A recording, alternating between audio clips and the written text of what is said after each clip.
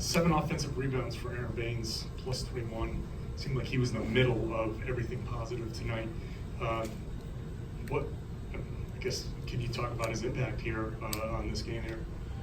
Yeah, I thought he was really good. I thought, again, the bench came in that first quarter and did a great job of getting us a lead, and then we didn't play very well in the last 8 minutes or so of the second quarter. And then, early on in the third, it was kind of going back and forth, and we just kind of decided that it's better to be big against these guys as much as we could. And it's the first time we played Alan Baines together. I mentioned it pregame. We'll probably see more of that as the time goes on, because Baines gives you such a defensive presence, and he was good on the glass offensively as well.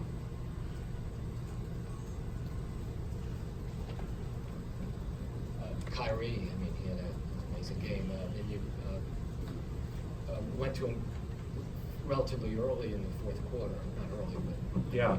He told us at the end of the third he was good to go. It was a short break, and then he played. Most of the second half, probably 19 of the 24 minutes, maybe 20 of the 24 minutes. But I thought he picked his spots well tonight. They came out of the game. Gasol's usually back in pick and roll, and Gasol was trapping him or hard showing at the very least on him.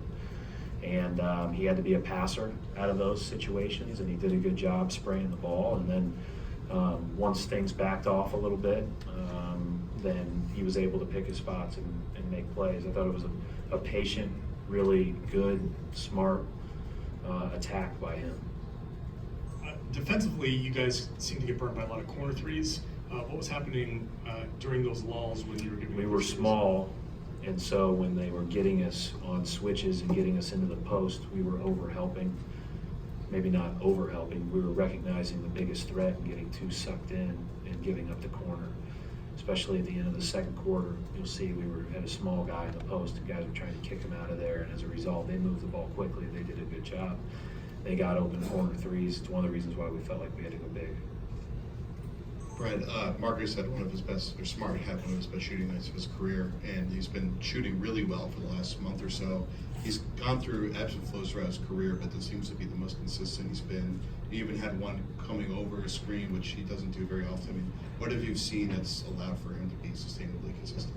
I thought he was going to have a really good shooting year last year. He put in a lot of time and work over the summer, and then he had a couple of hand injuries, and I think that set him back for that season. But you could see that there was a foundation there that was going to really pay off. He's always made big shots, but you could see that his shot had really improved, so it was unfortunate about the injuries. And then this year, it's looked good all year. As Gordon's obviously working his way back, the other night I think he had 16 or 18 in the first half. As he's kind of gone up and down a little bit, it's the hardest thing to kind of keep both himself and everybody patient, that he's kind of understandably going to have ups and downs as he kind of works his way back still.